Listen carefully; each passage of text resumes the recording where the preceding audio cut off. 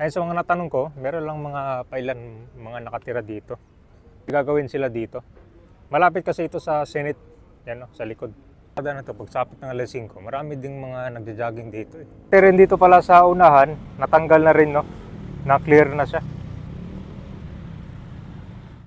Ito ang itsura nung hindi pa nagkaroon ng clearing operation dito. So marami mga kubol-kubol dyan ang natanggal nung nagsimula na. Dito sa likod naman, parang bundok pa dito, hindi pa nagkaroon ng clearing. Ito din yung lugar na inaabang ko kung ano yung gagawin. Kasi itong kalsada na to matagal na tapos pero wala pang mga sasakyan makakadaan dito. Kundi mga tao lang na nagja-jogging.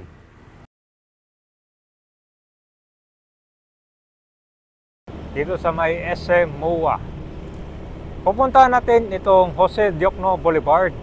Naalala nyo ba yung lugar doon kung saan yung pwesto ni Diwata Paris Overload? Kasi doon, di ba, merong mga nakatira dati doon. Kami din kasi nag-aabang doon. Area na yon na malapit sa Libertad Channel yun eh. Kung ano yung gagawin, no? Tara, puntahan natin ngayon, ha? Tama na tayo dito sa, napakaganda ng mga building dito. Malapit sa SMO, oh. Kita mo yun, no? Punta natin ng Libertad Channel. Ito na yun, no? So, mapapansin nyo kabayan dati yung parang gabundok. Ngayon, parang natapyas na siya, oh. Tsaka wala na rin yung mga nakatira dyan. Dito sa may unahan. Yan, tingnan natin. Dito yung pwesto ng Diwata Paris Overload dati. Connecto sa may Manila de Bay. Yan, tingnan mo dito, oh. Yan, ito yung pagbabago pala. Dati kasi kabundok to, eh. Tingnan natin ngayon kung anong gagawin dito, ha. So, oras pala natin ay alas 5. Kaya na.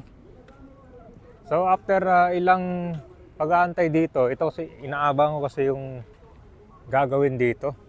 Itong lugar kasi Ponce, malawak, tapos ayun sa mga natanong ko, meron lang mga pailan mga nakatira dito. Pero ngayon siya ginamit na nila ng backhoe. Yung dito kabayan, itong parang bundok siya. May gagawin sila dito.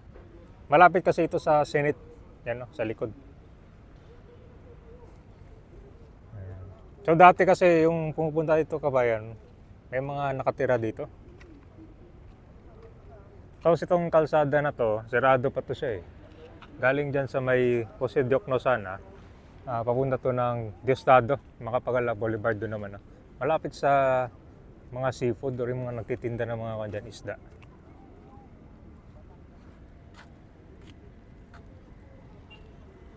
Kalsada na to, pagsapit ng alas 5, marami ding mga nagja-jogging dito eh. Hanggang dun sa dulo. Kasi walang mga dumadaan ng sasakyan dito. Maliban sa mga tao lang na pwede maglakad.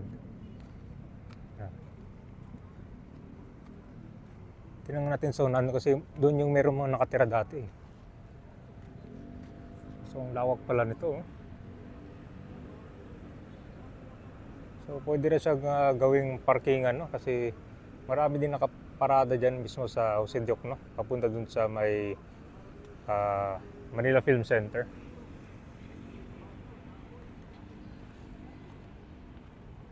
So abangan natin yung development dito. Mukhang ngayon tinatanggal mo na yung mga sobrang kuwan dito, mga debris. Saka mukhang ipapatag pa nila to. Tapos gagawing siguro kalsada para mag-jogging dito. Ito siya, nabutan ko to dati, nagkaroon ng dredging dito eh. Para mas lumalim, para mas maging, para mas mabilis yung flow ng tubig. Papunta dyan sa may Manila Bay. Ayan. Grabe, ang ganda. Parang lumiwanag na dito. Dati kasi mataas yung bundok dyan. So hindi mo makikita kung ano yung sa likod. Sino yung mga nandun.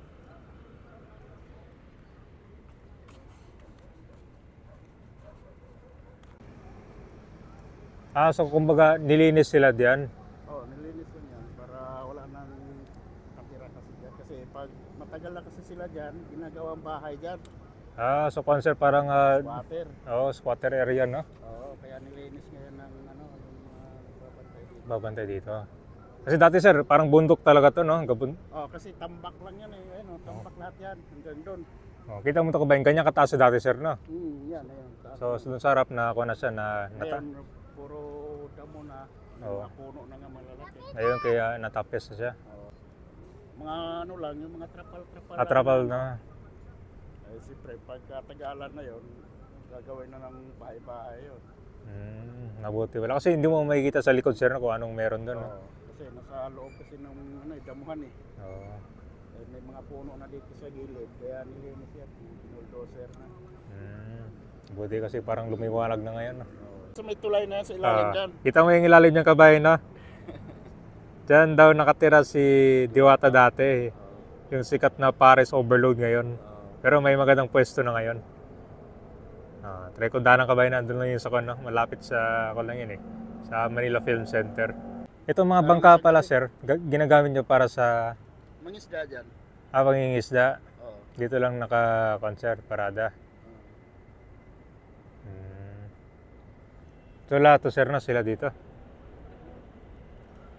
Sa mga natanong nating kabayan, ang unang kon dito, yun ang ano, natanggal yung mga nakatira dati doon. Kasi dito hindi mo makikita, tinan mo. Di ba, gabundok siya. Oh. Pero dito sa likod, meron pang mga ilang nakatira dito.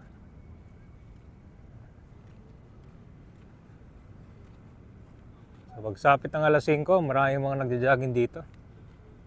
Napakaganda kasi ng view. Ayan yung mga SMDC. Oh. Rice buildings.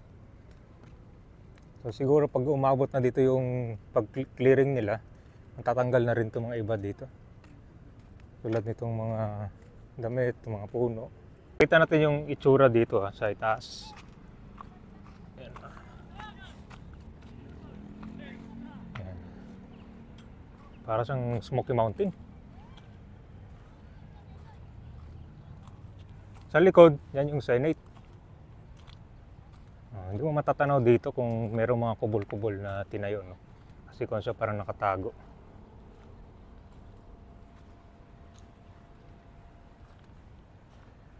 Ano. So doon pa lang sa unahan yung na-clear nila. Dito sa likod wala pa. Para lang siyang gubat, do. Tapos doon sa unahan naman meron na rin heavy equipment.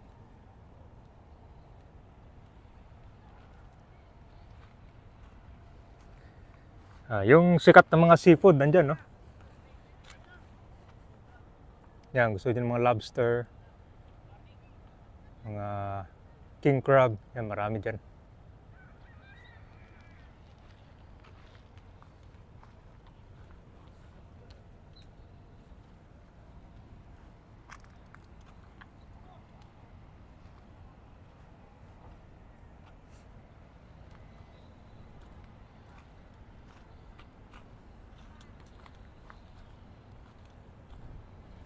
Saan, sir? Doon, tambak. Malapad to, no? So, may gagawin pala sila dito. Barbor naman dyan, boss. Hindi naman pinig, boss. So, sige, sakit sara. Ilan taon na kayo nakatira dito? Tagal na. Mga ilang taon? 4 years.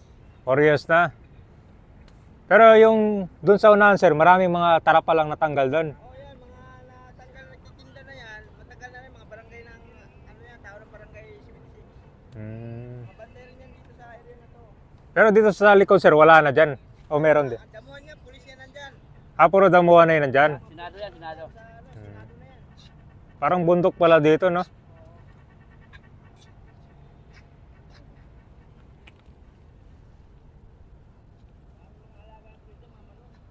Diyan sa likod, sir, may mga manok.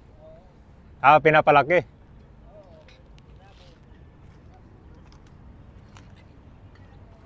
Unting-unting nakukuha na pala siya dito, no?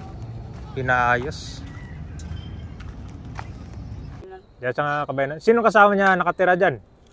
Dati? Oo. Dami, kami. Dami. Nalipat lang kayo dito? Ay, mga clearing Diwata dito dati? Yun, oh. Sa tulay? Yung may papaya dyan. Pero kung din, namamasyal din siya dito? Oo. Eh, taga rito yan eh. So dito yung kabayan, dati si Diwata, no? Dito, sir, marami nagja-jogging. Pag tuwing umaga, pagka minsan, linggo, ganyan. ah, Kailan talagang mga ganitong araw. Pagka linggo yan, may mga panran. Ayan. So kabayan, pag weekends dito, umaga, mga 5 AM. Tapos hapon, alas 5. Minsan, meron din, minsan lang. Ayos mo, ganda pala, no? Gabi naman, abot dito yung parking area ng seaside, yung mga kumakain. Kasi dito, sir, hindi pa dinadaanan sa sasakyan to. Sarado pa. Pero dati, sir, nung hindi pa kalsada to, nabutan mo to? Opo. Anong itsura nito dati? Ganito pa rin, pero ano to, Talayban. Puro talayban lang. Ano sa dagat dyan. So, yan. Tampakan na nila ng ano para magkaroon ng Kalsada rin, no? tapos tinaniman ng seat pile. Ayan, so may stitch shield pile dyan, no? Sa kabila ka ba yun, pangkuhan yun. Pampatibay yan sa daanan ng tubig. Pero rin dito pala sa unahan, natanggal na rin, no? Na-clear na siya. So, hanggang dun sa may dulo. Ayan guys, ito yung bagong pwesto ni Diwata, yung nabanggit ko kanina. Ayan ba yun? So, meron na siyang mas maayos na pwesto. Ito yung nag-trending na parisan eh.